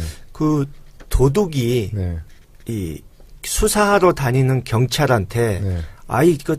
당신 동네 시끄럽게 하고 다니니까 대충 해. 장사도 안 되고 분위기도 안 좋다. 네. 수사하지 마라. 네, 네. 사회 이런 통합을 소리 위해서. 하는 격이죠. 근데 이제 많은 분들이 이제 적폐청산의 수사가 이제 막바지라고 생각한다고 그러지만 저는 시작이라고 보거든요. 예. 아직도 갈 길이 멉니다. 이제 방송 시간이 거의 돼서요. 적폐청산 수사 이제 남은 과제에 대해서 우리 김홍걸 박사님과 이재정 의원님 한 말씀 해주시고 방송을 마무리하겠습니다. 예, 이번에 MBC에서 네. 그래도 다행히 이 김장겸 사장을 해임하고 네. 좀 공영방송이 바로 잡히는 네네. 신호가 서서히 나오는 것이 참 다행한 일이라고 보는데요. 네. 제가 언론 개혁, 네. 공영방송이 바로 서는 네. 그 부분이 중요하다고 생각하는 이유는 네. 이 언론에서 제대로 보도를 해줘서 네. 이 적폐 청산 작업에 대한 왜곡 보도가 나오지 않고 네. 또 언론에서 얼마나 문제가 심각한지 국민들에게 환기시켜주는 네. 그런 기능을 제대로 못하면 이 상대편의 흑색 선전이나 네. 이 물타기 이런 공작이 또 먹힐 수도 있기 때문에 언론 개혁이 시급하다고 생각했던 것인데 그래도 조금 늦었지만 돼 가고 있는 것이 다행하다고 생각하고요. 네. 뭐 저는 정권 교체 전에도 이런 얘기를 했었습니다. 과거의 경험으로 봤을 때 네네. 이 수구 기득권 세력이 적폐 청산에 대해서 보나마나 정치 보복 이 얘기를 하면서 어떻게든 버티려고 끈질긴 저항을 할 것이다. 그런데 역시 예상했던 대로 뭐 그 사람들이 본색을 그렇게 드러내고 있는데 다행히 예전과 달리 이 촛불 혁명을 겪고 나서 국민들의 의식이 높아져서 네. 그런 것에 쉽게 현혹되질 않고 있는 점이 아주 다행한 일이라고 다행이죠. 생각하고 네. 국민들께서 계속 좀 감시해 주시고 성원해 주시면은 이 작업이 성공으로 끝나지 않을까 생각합니다. 네, 우리 MBC가 이제 정상화되면 우리 MBC도 예전같이 국민들에게 예. 사랑받는 MBC가 되었으면 좋겠습니다. 사실 네. 과거의 PD 수첩에서 네. 정말 유익한 내용을 네, 네. 용감하게 많이 하지 네, 않았습니까? 네, 네. 그 프로그램 하나 망쳐놓은 것만 생각해도 네. 정말 이 치가 떨렸는데 네. 이제 좀 다시 MBC를 볼 수 있게 될 것 같습니다. 네, 우리 MBC를 위해서 박수. 네, 박수.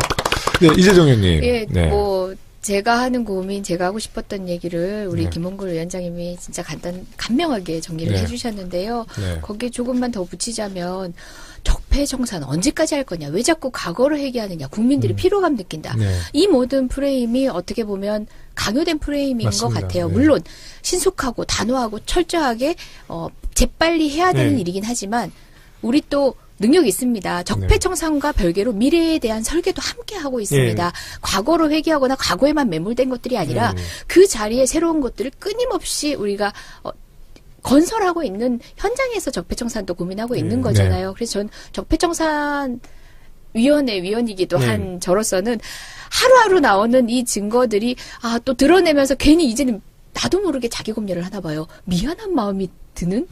진짜 과거 프레임이나 국민 피로감 프레임에 나조차도 휘둘리고 있었던 게 아닌가라는 생각을 방금 김홍걸 위원장님 말씀 들으면서 들었고요. 적폐청산 마무리 시점은 적폐청산이 되는 그날인 것 같아요. 그렇습니다. 네. 우리 더불어민주당 모든 우리 국회의원들은 독한 마음을 접고 적폐청산, 청산, 완수를 위해서 노력하겠습니다. 일부에서 함께해 주신 김홍걸 박사님, 이재정 의원님 다시 한번 감사드리고요. 일부를 끝까지 청취해 주신 청취자 여러분께도 감사드립니다. 내일 2부로 다시 찾아뵙겠습니다. 감사합니다. 네, 고맙습니다. 피부였어요. 그리고 목소리도 여성스럽고 좀 여성스럽진 않았지만 네. 좀 앳되게 느껴지는 목소리였는데 표현, 나이 자체가 그랬죠. 6년 전이면 예. 저 나이가 20대였을 거 아니에요. 20대 후반? 뭐 20대 30? 후반. 뭐 그 정도? 그래서 뭐 말씀 나눈 거는 없어요. 길게 대화는 못했죠. 그 무슨 얘기 나눴어요? 그쪽이 상중이니까 네네. 그냥 뭐 조의를 표하고 그쪽에서 와줘서 고맙다. 네. 뭐 이런 얘기를 했고. 근데 그 당시에 그 동행했던 네. 그 현대의 현정은 회장은 네. 당시에 이제 청와대 측에서 이 당시 이명박 대통령의 네. 메시지를 전해달라는 네. 요청을 받고 가서 그대로 네.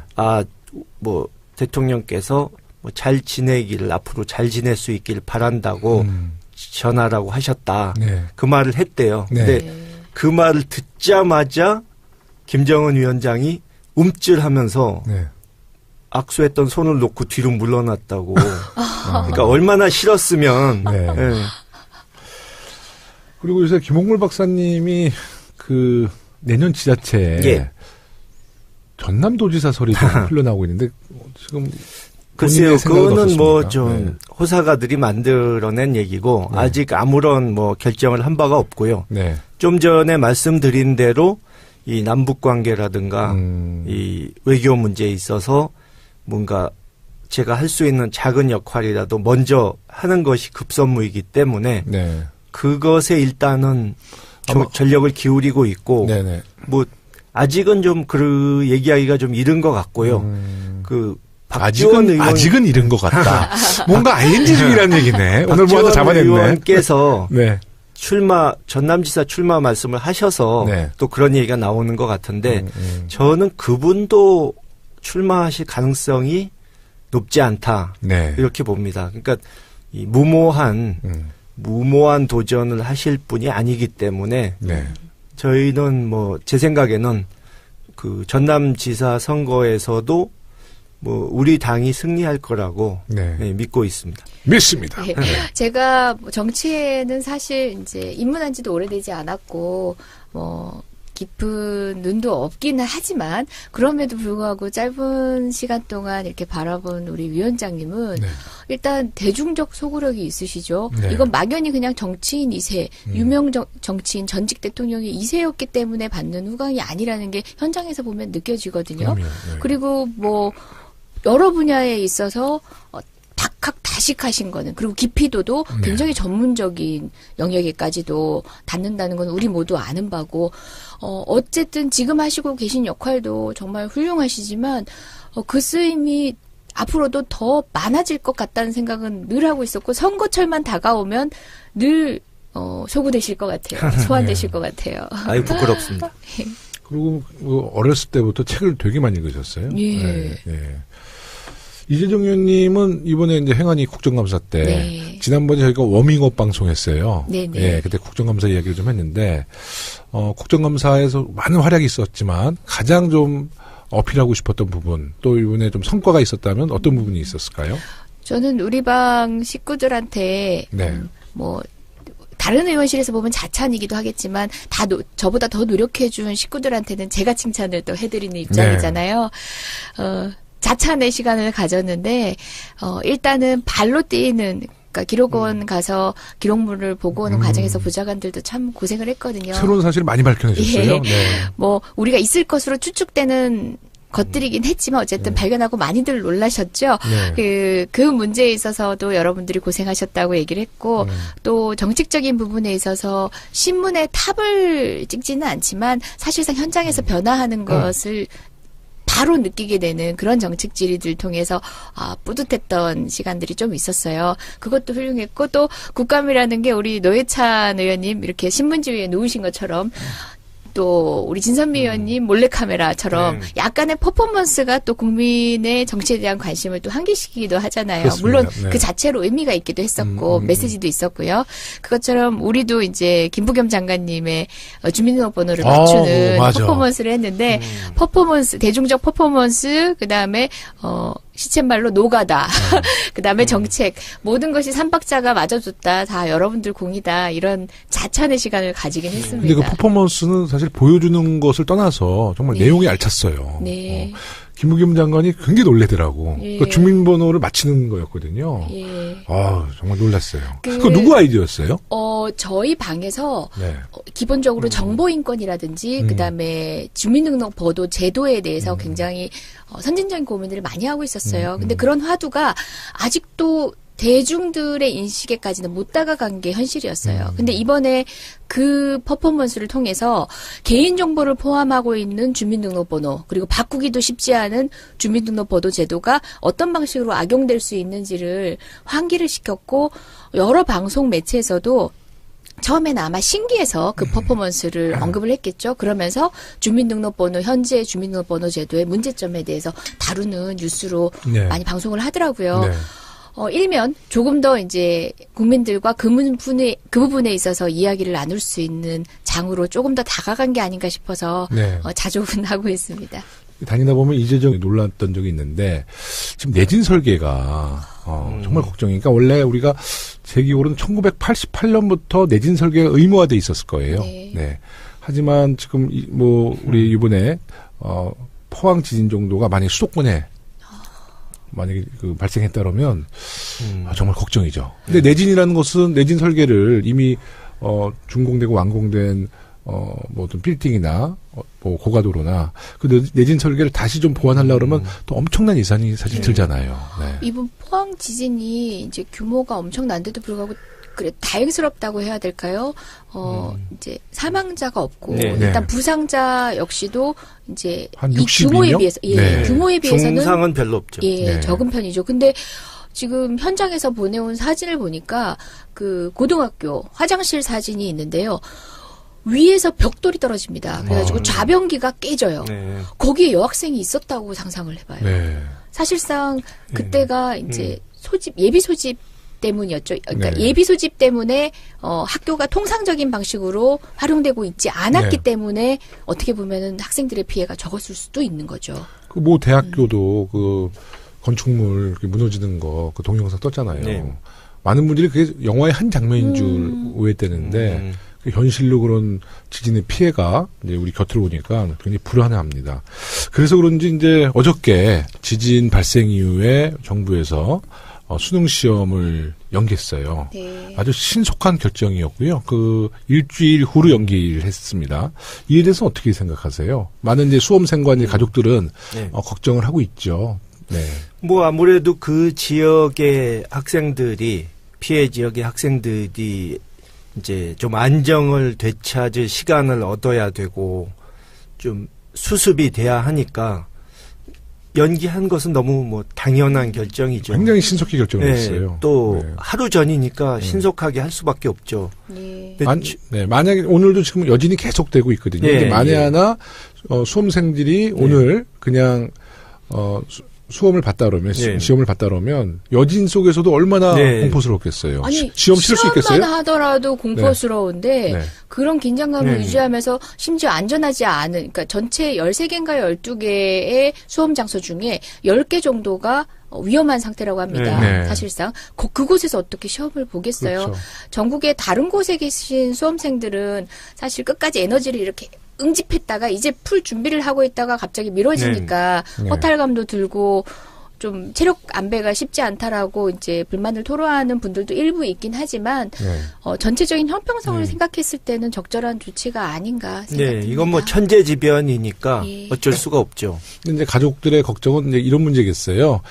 수능 시험을 대비해서 이제 그 수험생들이 컨디션을 잘 유지해야 되잖아요. 그래서 이제 16일 날 이제 컨디션을 잘 유지했는데 이제 이게 또 연기 일주일 되면 컨디션이 조금 바뀔 수가 있잖아요. 또 뭐 그 시험 전날 마지막 공부하고 참고서 불태워 버리는 사람들이 있잖아요. 네, 그런 이제 분들의 이제 그 수험생과 가족들이 또 이 연기한 것에 대해서 약간의 불만의 목소리가 있을 수는 있어요. 하지만 제일 중요한 거는 우리 아이들의 안전. 그렇습니다. 그래서 조금 불편하고 마음이 언짢더라도 정말 국민들의 안전과 수험생의 안전을 위해서 우리 정부가 신속하게 날짜를 좀 연기한 거에 대해서는 널리 좀 이해 좀 해주셨으면 좋겠습니다. 그렇죠. 뭐 예를 들어서 큰 군중이 모이는 큰 행사나 이런 게 있는데 거기에 지진이 났다 이러면은 굉장한 혼란이 올 수도 있는 상황이었죠. 네, 맞습니다. 그래도 뭐 지진이라는 게 자연재해고 예측할 수 없는 상황에서 맞닥뜨려야 된 재난이다 보니까 이제 정부로서도 최선의 조치를 다하지만 어쩔 수 없는 피해들이 지금 발생했습니다. 그렇습니다. 그래서 이후 복구를 위해서는 아끼지 않는 지원을 할 생각이고요. 뿐만 아니라 이제 문자를 통해서도 여러분들께서 확인하셨겠지만 정부 내부 시스템도 굉장히 발빠르게 움직이고 있었습니다. 1분 잘했어요. 단위로 유관부처, 이제 청와대 총리실 막 보고 전달되고 뭐 대책본부가 예전과는 다르게 그러니까 허울뿐인 대책본부가 아니라 사실상 모든 피해 집계나 이제 관련 대응에 대해서 조치를 일괄해서 컨트롤 타워가 돼서 하고 있거든요. 지금도 남은 여진이 염려되시겠지만 국가가 충분히 이제 사전 정보를 통해서 여러분과 함께 대응해 나갈 수 있도록 지금 발빠른 대처를 하고 있으니까 국가를 신뢰하시고 함께 위기를 극복했으면 좋겠습니다. 그 포항 지진 소식을 문재인 대통령께서는 그 귀국하는 그 비행기 기내에서 소식을 접하고 바로 청와대에 가서 바로 이제 관계자들 다 소집해서 아마 대책을 잘 마련한 것 같습니다. 아무쪼록 이번 지진으로 피해를 입으신 포항 시민들의 피해 복구가 최대한 빨리 이루어지기를 바라고요. 정부와 우리 더불어민주당도 할 수 있는 모든 노력 기울여서 피해 복구에 힘을 쏟도록 하겠습니다. 다음 이야기를 좀 나눠보겠습니다. 이제 문재인 대통령이 뭐 트럼프 미 대통령의 방한부터 또 동남아 순방 외교를 잘 마무리하고 돌아오셨어요. 우리 이제 외교 쪽을 잘 아시는 전문가이시니까. 아유, 뭐 전문가까지야.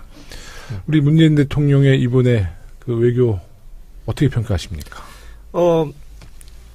이제 그 사드 문제에 대해서 중국과 어느 정도 좀 봉합을 한 부분부터 시작해서 트럼프 방문, 또 에이펙.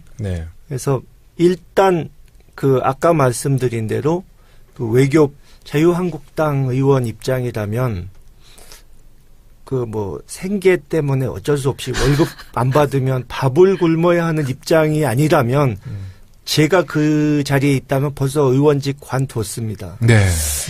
뭘 해도 되는 게 없잖아요. 생계형이신 걸로.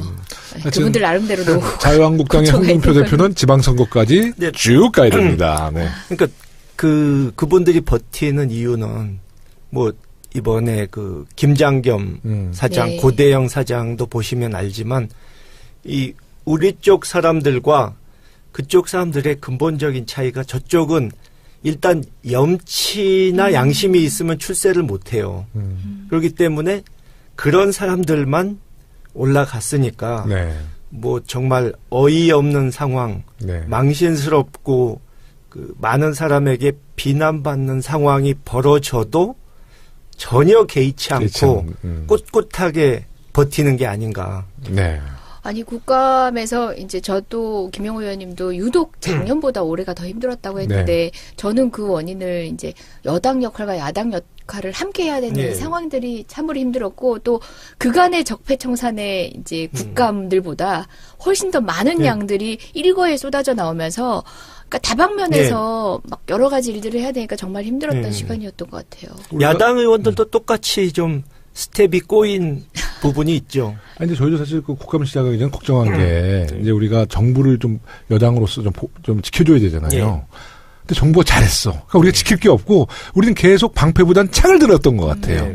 그래서 오히려 저는 이번 국감은 처음에 걱정했어요. 근데 하고 나서는 그래도 성과도 있었고 우리 또 이 행안위는 완전 조직 플레이를 잘해서 참 좋았던 것 같습니다. 네. 누구 하나 자기 튀기 위해서 막 기교를 부리는 분들이 없고 정말 우리 김영호 의원님을 비롯한 저를 포함한 훌륭한 의원들이 있는 곳이 바로 안전행정위원회입니다. 맞습니다. 이제 조금 이제 무거운 주제로 가겠습니다. 어제 포항에서 역대 두 번째 규모의 강진이 발생해 많은 피해가 발생했습니다. 작년 경주 지진에 이어서 국민들의 지진에 대한 불안감이 더 커지고 있는데요. 피해가 예상보다 큰 것 같아요. 아마 발생한 규모가 5.4 정도 되죠? 네. 이재정 의원님, 우리 행안위 의원으로서 정말 지난해도 우리 그 경주 지진 때 많은 것을 좀 질타하고 또 이 문제 제기를 했는데 그렇죠. 이번에는 그래도 굉장히 신속하게 문자도 국민들에게 빨리 전달됐죠. 저희가 현안 보고를 받는 과정에 지진 직후 현안 보고를 받는 과정에서 문자 전송 시기가 너무 늦었다는 지적들이 많았었어요. 그 이후에 이제 시스템적인 보완이 있어서 작년에는 이제 기상청에서 바로 보낼 수 없는 구조였거든요. 올해는 기상청에서 자동적으로 기계가 인식하면 보내는 상황이다 보니까 지진이 발생한 직후에 4초 후에 긴급 문자가 발송됩니다. 그렇다 보니까 저희 서울 같은 경우는 문자가 먼저 오게 되는 경우도 있었던 거죠. 문자를 보고 어쨌든 간에 그 상황에 대해서 알게 된다는 것 자체가 어떤 안심이 되기도 하고 향후 상황에 대해서 대처할 수 있는 어쨌든 판단 기준이 되기 때문에 그 부분만큼은 정부를 칭찬해 주고 싶었습니다. 확실히 달라졌어요. 예, 그런 부분은 달라졌어요. 다만 저는 이제 지진에 있어서 우리나라가 안전하지 않다는 얘기를 이제 작년부터는 하기 시작했잖아요. 특히 뭐 활성단층, 양산단층이 활성단층이다라는 얘기는 몇십 년 동안 부인해 오던 거 아닙니까? 그렇습니다. 예, 그곳에다가 원전을 굉장히 많이 지어가면서 끝까지 부인해 왔던 거고 심지어 원자력 이제 마피아 세력들에 의해서 연구들이 개발되다 보니까 대부분 활성단층이 아니다라는 식으로의 논문들만 나오기 시작합니다. 그렇습니다. 우리나라에서는. 근데 일본에서는 어때요? 활성단층이라고 얘기를 하잖아요. 제가 한번 조사를 해봤더니 조사가 아니라 이렇게 간단한 리서치를 해봤더니 우리는 이미 연구 기록들이 다 있었더라고요. 조선시대 그리고 또 우리 그 역사가 있은 이래로 기록된 리히터 규모 6.4 이상으로 추정되는 지진이 29번이나 있어요. 서울에서도 6.4 이상 지진이 발생한 적이 여러 번 있을 정도입니다. 그러니까 이번보다 훨씬 더 큰 규모죠. 한반도에서 높은 지진 활동이 일어난 시기가 조선시대 서울 쪽에서는 좀 몰려 있었고요. 뭐 거의 1400년대 2번, 1500년대 3번, 1700년대 2번, 등등 그 규모가 큰 6.4 이상의 큰 지진이 이렇게 빈번했었어요. 그리고 동남쪽 특히 지금 우리가 많은 우려를 가지고 있는 울산, 원전지대 포항, 그렇죠. 이번에 포항을 포함해서 경주 부근에서도 리히터 규모 6.4 이상 대규모 지진이 발생한 해가 거의 다섯 번 정도 있었고요. 역사서에 실제 100여 명 넘게 죽었다, 집이 무너졌다, 이런 기록이 있습니다. 울산만 하더라도 6.7 추정되는 지진이 발생되기도 했습니다. 물론 이런 현대의 과학기술로 측정하는 치로서 정확히 측정한 건 아니지만 묘사된 것으로 추측되는 그러니까 큰 지진은 리히터입니다. 있었다는 것은 확인이 그렇죠. 된 거죠. 추측되는 리히터를 보면은 그 정도 규모의 지진들이 이 정도로 다발적으로 있었다는 얘기는 사실상 우리는 눈 감고 있었지만 이미 알고 있었어야 마땅한 거였죠. 그러니까 사실 제가 어릴 때부터 이렇게 쭉 살다 보면 지진에 대한 어떤 공포를 느껴본 적이 거의 없잖아요. 그렇죠. 제가 타이완에 있을 때는 한번 큰 지진을 정말 경험이 있었는데, 그러니까 우리가 교육 같은 것도 안 받으니까 그 지진이 타이완에서 굉장히 강도 높은 지진이 왔거든요. 뭐 매뉴얼에 대해서 전혀 배운 적이 없잖아요. 그래서 제가 공 의원님을 모르는 분들은 조금 튄다고 그러잖아요. 이재정 의원님이 튄다는 얘기했는데 제가 국정감사 때 잘 관찰해 보니까 이제 사실 초선 의원들이 국정감사를 통해서 스타로 막 등급에 올라가잖아요. 근데 이재정 의원님이 두 가지에 굉장히 좀 중점을 두는 것이 우선 정책. 정책은 튀는 게 별로 없어요. 정책에 대해서 중점을 두고 또 한 가지는 국민의 인권에 대해서도 많이 노력하시지만 뭐 경찰 인권, 공무원 인권 이 문제는 빠짐없이 꼭 문제 지적을 하시더라고요. 저 굉장히 감동받았어. 나 팬이야. 알았어요, 내 팬인 거. 지금 무슨 의도를 가지신 거예요? 정말로. 고정으로 지금 밀어넣으려고 아니 지금 제가 이제 느껴 건가요? 왔던 거고요. 그리고 그 기록물 찾는 거 말이죠. 네. 그게 보좌진들이 볼 수가 볼 수 없죠. 그래서 국회의원만 볼 수 있는데 법리적으로는 저는 그건 온당치 않다고 그렇습니다. 생각해요. 네. 어차피 비공개 문서는 저도 못 봤거든요. 외교, 안보, 그다음에 뭐 여러 가지 뭐 인신의 비밀, 네. 이제 개인의 비밀과 관련된 부분, 인사 뭐 이런 네. 것들은 다 볼 수 없었는데 그렇다면 국회의원이 볼 수 있는 자료는 국민도 볼 수 있는 거고 언론인도 볼 수 있어야 되는데 워낙 지금 정치적 소용돌이 상황에서 뭐든지 조금 보수적 해석을 할 수밖에 없는 상황들이었던 것 같아요. 기록물법에 또 공백을 확인하게 됐고 그 상황에서 저만 보게 됐는데 의원만 본다는 것 자체가 굉장히 번거로운 일이기도 하지만 무엇보다 전 제일 힘들었던 건 흰 장갑을 끼고 봐야 한다는 거. 제가 15시간, 16시간씩 이제 앉아서 기록물을 보는데 흰 장갑을 하루 종일 끼고 있다는 게 이게 보통 번거로운 일이 아니라 전 반지도 못 끼는 사람인데 네. 그렇게 해서 어쨌든 간에 보존해야 될 소중한 기록물이다 보니까 그런 방식으로 명품을 다루듯이 이렇게 넘겨서 봤었고요. 네. 그 과정에서 눈으로는 확인했지만 적어오지 못해서 차마 국민 여러분께 공유하지 못했던 내용들도 많아요. 국가기관 이게 나라냐? 라고 우리가 얘기했던 것처럼 이게 국가기관이냐 이게 청와대냐 이렇게 싶은 정말 허접한 내용들에 대한 논의를 그런 우수한 브레인들이 뭐 우수한지 우수한지는 모르겠습니다만은 어쨌든 그 직에 있을 정도면 우수하다는 걸 전제로 해서 우수한 브레인들이 모여서 대통령 욕한 사람 찾아내기 이런 식인 거죠. 대통령 칭찬을 어떻게 할 것인지를 고민하는. 그래서 기록물을 그냥 거의 발품 팔듯이 가서 직접 그걸 뭐 15시간씩 했는데 제가 나오면서 이제 여쭤봤어요. 근데 저도 이제 기록물을 보려고. 그래서 막 얘기하다가 이재정 의원님한테 이거 저 자유한국당에서도 저 기록물 다 찾고 있겠네 그랬더니 걱정하지 마세요. 자유한국당은 워낙 권위적인 사람들이라서 다 보좌관만 시키는데 절대 국회의원들이 15시간 동안 기록물 개인적으로 찾지 않습니다. 걱정 안 해도 됩니다. 근데 사실 자유한국당 야당들이 기록물을 찾아봤다는 이야기는 아직 못 들어봤어요. 예, 아니 제가 의원님들께 직접 말씀드렸어요. 이 같은 방식으로 같이 다녀오시라. 다녀오시라 했는데 아직 한 분도 안 다녀오셨어요. 반대 경우에서 우리 당 같은 경우라면은 뭐 국감 중에도 날아가셨을 의원님들 많았을 그렇죠. 거예요. 네, 네. 필요성을 느끼면. 근데 자유한국당은 보좌진은 못 보고 본인만 봐야 된다라고 했을 때 갈 수 있는 사람이 몇 명이나 될까 했는데 한 분도 안 가셨더라고요. 거기가 뭐 장갑 끼고 그러면 또 몸이 무겁잖아 그분들이. 안 갈 거예요. 참 예, 아이러니한 여러 가지 상황들을 많이 목격하는 국감이었습니다. 네, 우리 김홍걸 위원장님은 이번 국정감사 어떻게 평가하세요? 뭐 저야 직접 참여하는 입장이 아니고 멀리서 지켜보는 거지만 네.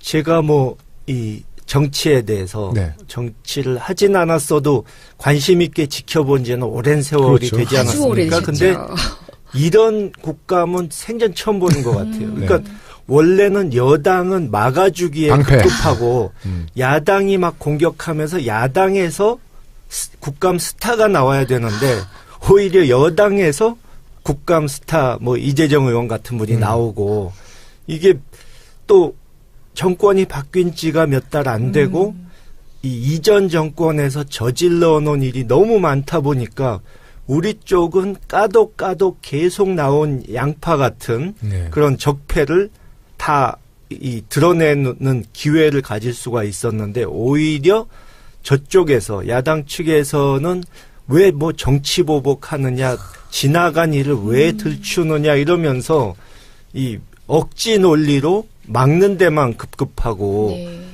뭐 사실 그쪽 의원 중에 그렇게 칭찬받은 사람이 몇 없지 않습니까? 예. 몇이 아니라 들어본 바가 없는데요. 욕만 많이 먹었죠. 억지 논리를 네. 들이대다가. 아니 그분들 그래도 이제 야당으로서 네. 할 그럴싸한 것들은 다 네. 하셨어요. 보이콧도 하셨고요. 예, 예. 그리고 상임위장에서 그 노트북에 노트북에 그 네. 이제 이거 뭐라고 하나 뭐, 팻말도 네, 붙이시고요. 팻말도 붙이고. 뭐 여러 가지로 할 거 다 하셨어요. 이제 남은 거는 단식 또는 삭발밖에 안 남았는데 아, 절대 그건 안 하죠. 거기다 문재인 대통령 시정연설 할 때는 상복 입고 왔다가 트럼프 대통령 왔을 때는 무슨 자기의 뭐 10년 친구지기 같아. 막 서로 뭐 네. 하이 그러고 굿바이 그러고 그런 거 예, 보면. 그런 권위주의적인 이제 자유한국당이라고 생각했는데 그렇지 않구나. 젊구나.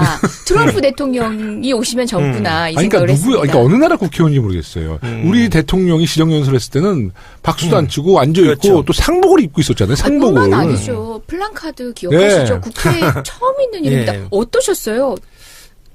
뭐 별로 놀랍지는 않아요. 워낙 그런 사람들이기 때문에. 근데 제가 그것을 현장에서 사진을 찍어서 SNS에 이제 공개를 했는데 네. 자세히 보면 플랜카드로 자기들이 다 숨어 있어요. 얼굴 안 들어. 고개를 다 숙이고 있어. 예? 혹시 노출될까봐 자기 얼굴이. 그러니까 자기들도 이제 정말 민망한 거죠. 예? 사실 제가 여기 있는 방송 더불어민주당 서울시당 공식 팟캐스트 서당캐 29번째 방송을 시작하겠습니다. 예, 안녕하세요. 저는 서당캐 진행자 김영호입니다. 오늘 저와 함께 방송을 이끌어 주실 진행자부터 소개해드리겠습니다. 똑소리 나는 의정활동으로 당원과 지지자들의 사랑을 한몸에 받고 계신 언어의 마술사 이재정 의원님 모셨습니다. 반갑습니다. 오랜만에 뵙습니다. 네. 근데 저 진행자로 섭외된 거였나요? 예, 이제 고정 진행자이시죠. 예? 네, 고정 진행. 언제부터? 아니 시즌 2가 있는데 그래서 예. 분명히 이제 고정으로 꽂히기도 있습니다. 네. 제 의사는 그런 거 우리 물어보지 않습니다. 예. 우리가 청취자 여러분들이 요구해서. 왜 이런 소리가 나죠? 예, 당황스럽습니다. 네. 그래도 너무 오랫동안 못 뵌 것 같아요. 네. 이곳에 얼마 만에 나오시는 오는데 거죠? 약 한 40여일 되죠? 국감 시작하자마자였나요? 시작 전에 시작 아마 전에. 현장 방송할 때. 그렇죠. 그때 네. 함께 했었고요. 그 뒤로 뭐 국감이다 여러 가지 일들이 더 다사다난했다 보니까 더욱더 긴 시간이 지나간 것 같이 느껴지네요. 국감은 이제 끝났고 네. 최근에는 이제 예산? 네. 네. 또 오늘은 어디 갔다 오셨습니까? 오늘은 사실 저희 행정안전위에서 네. 포항 방문을 같이 하기로 했었는데요. 저는 겸임상임위로 여가위가 같이 있어서 예산 때문에 못 갔었는데, 네. 지금 포항 상황이 걱정은 되네요. 네. 내려가신 의원님들이 사진을 계속 올리고 올려주고 있죠. 계시고 우리 네. 김영호 의원님도 같은 네. 위원회에서 같이 공유하고 네, 네. 보고 계실 텐데 끔찍한 순간들이 많더라고요. 네. 저 자리에 사람이 있었으면 어땠을까 네. 싶은 그런 상황들이 너무 특히 우리가 이제 지진을 마음이 경험을 많이 씁니다. 못 해봤잖아요. 예. 그러니까 우리가 받는 그 지진의 공포감은 맞습니다. 굉장히 두려울 수밖에 없는 것이죠. 네. 대비하고 맞았어도 끔찍한 재난인데 네. 우리가 그 부분에 있어서 사회적 경각심이 많이 부족했던 상황에서 맞닥뜨린 그렇습니다. 재난이라 네. 더 많이들 놀라셨을 것 네. 같습니다. 근데 우리 이재정 의원님이 경실련에서 이번에 국정감사 우수위원으로 아유, 그 선정되셨어요. 얘기 너무 여러 번 하신다. 네. 아니, 제가 분명히 말씀드렸어요. 전 알았어. 우수 잘하더라고. 아주 훌륭한 단체고 네. 권위 있는 단체긴 하지만 비단 그 단체만이 아니라 여러 곳에서 네. 국감도 끝나기 전에 선정을 해서 연락들이 왔다고 제가 누차 말씀을 드렸건만 또 굳이 그러니까 제가 정말 다른 의원님들이 뭐 의정상 받는 것은 좀 가끔마다 제가 의혹의 노출을 보내는데 이재정 의원님은 제가 옆에서 계속 보잖아요. 정말 너무 잘하셔요. 그러시면 또 오는 말이 있어서 하는 말이 아니라 김영호 의원님이 우리 행정안전위의 에이스라고 저 어디 가든 얘기를 하거든요. 네. 예, 네, 정말 고맙습니다. 가볍게 날아서 벌처럼 쏜다가 전형적으로 김영호 의원님의 어떤 지리 방식이나 자화자찬 방송 서당캐. 그래도 우리 없는 얘기 한 건 아니잖아요. 고맙습니다. 예, 그리고 오늘 1부에서 저희와 함께 주제 토크를 나눠주실 분 한 분 소개해드리겠습니다. 항상 날카로운 통찰력으로 국민들의 속을 뻥 뚫어주시는 국민통합위원회 김홍걸 위원장님 모셨습니다. 안녕하세요. 예, 반갑습니다. 김홍걸입니다. 지금 이재정 의원께서 네. 경실련 국감 우수 네. 의원상 받으셨다는 얘기를 들으니까 생각이 나는데 이제 그쪽은 권위 있는 기관에서 네. 받으신 거라 믿을 수가 있는데 네. 이 의원들 받는 상이 다 의미 있는 게 아니더라고요. 그럴 수 있어요. 어제 네. 보도를 보니까 이현주 의원이 네. 국민 소통 왕 상을 받았어요. 네. 예. 그래서 이게 상이 다 같은 상이 아니구나. 네. 예, 그런 생각이 들었습니다. 국민의당과 소통한다 이런 얘기 아니고요. 글쎄요. 저희가 좀 불통과 부족하긴 소통 했습니다. 글씨를 국민의당과. 잘못 찍은 거 아닌가 하는 생각도 우리가 들고. 국민의당과도 소통 좀 해야 될 것 같아요. 예, 그 상을 네. 받기 위해서. 아닙니다. 또 모르는 또 어떤 기준이 있겠죠. 네. 그 서당캐가 국정감사로 인해서 휴식기를 좀 가져서 오랜만에 오셨는데요. 다이어트를 지금 계속 하고 계신가 봐요. 살이 조금 더 빠지신 것 같아요. 하다 말았습니다. 하다 말았어요? 예, 어디 조금 더 여유신 것 같아요. 그동안 어떻게 지내셨습니까? 예, 그동안에 이제 우리 지금 현재 네. 주변국들과의 관계가 네. 좀 안 좋지 않습니까? 네, 네. 박근혜 정권에서 워낙 망쳐놨기 때문에. 오락가락하는 외교가 외교로 이 엉망이었죠. 파탄을 냈기 때문에 이 사실 국격이 정말 많이 떨어지고 네. 예, 인수인계도 제대로 안 되고 네. 해서 이 안 좋은 상태에서 우리가 물려받은 셈이 됐는데 이제 정부에서도 당연히 노력을 해야 되지만 네. 민간이나 정치권 차원에서도 그런 노력을 해야 되기 때문에 네. 이제 남북 관계는 물론이고 중국, 일본 이런 곳과도 또 풀어야 하는 네. 과제가 있어서 그래서 이제 좀 그런 쪽으로 네. 좀 다니면서 이 돌파구를 만들려는 노력을 좀 하고 있습니다. 네. 우리 김홍골 박사님은 김정은을 한번 만나신 적 있잖아요.